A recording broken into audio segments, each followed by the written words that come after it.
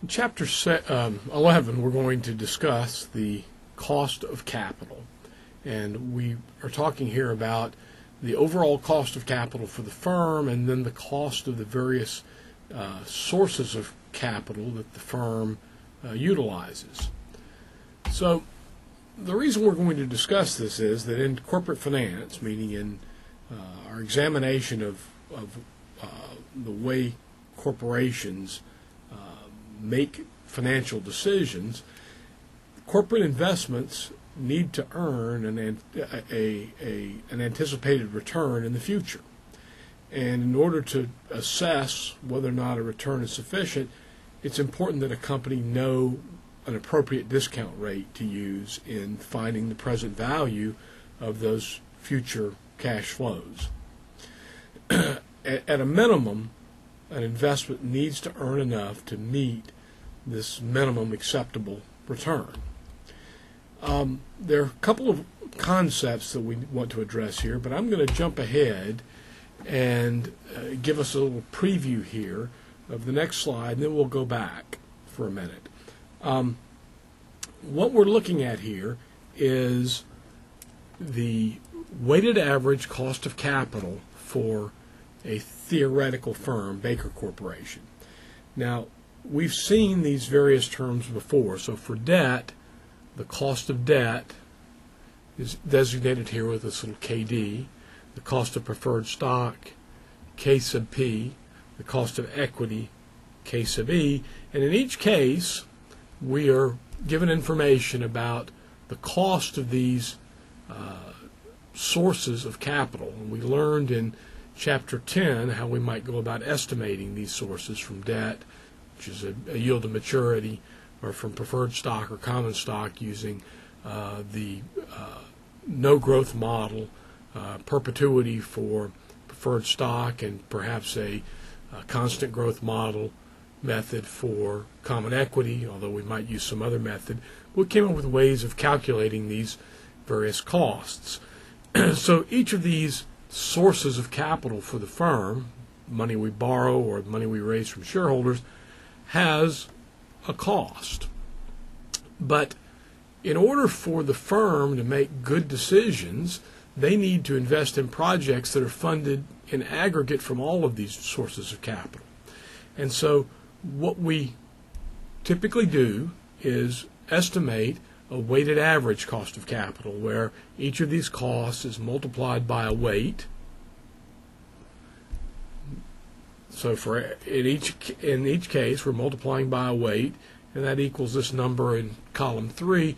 Then we add those up, and we sum to 10.41%, which is the weighted average cost of all of these different sources of capital. Now, the important insight here is that if the firm can earn an amount on its investments that's greater than 10.41%, then it can take the earnings on those projects and use those earnings, those cash flows, to return interest and dividends to shareholders and stockholders that will pay them the cost of capital that they each individually require.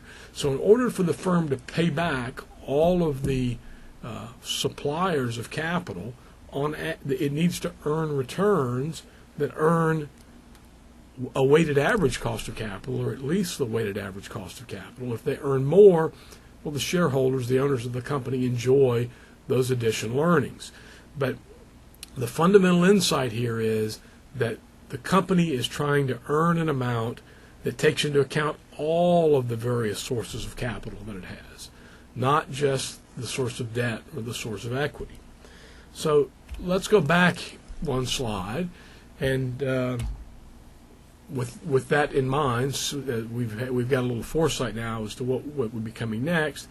So an investment by the company should not be judged based upon where the capital is coming from. In other words, just because we choose to go to the bank to borrow a little extra money to fund one particular project that doesn't mean that we should use as a cost of capital for that project the amount that we could borrow money for, right? We need to include the other sources of capital, and one of the reasons for that is even though debt has a lower direct cost, if we look ahead here, we see that debt is the cheapest source of capital, even though it has a lower direct cost. Okay, taking on more debt for the firm may actually increase risk and actually causes our equity holders to need a higher return because we've imposed more risk on them by levering up the firm, by taking on more debt. So we've got to take into account the overall costs to the firm, not the cost of going out and doing one debt-raising transaction. We need to recognize that anything we do affects the overall firm, and therefore we need to be concerned about the overall costs. And the way we accomplish that is through this weighted average cost of capital.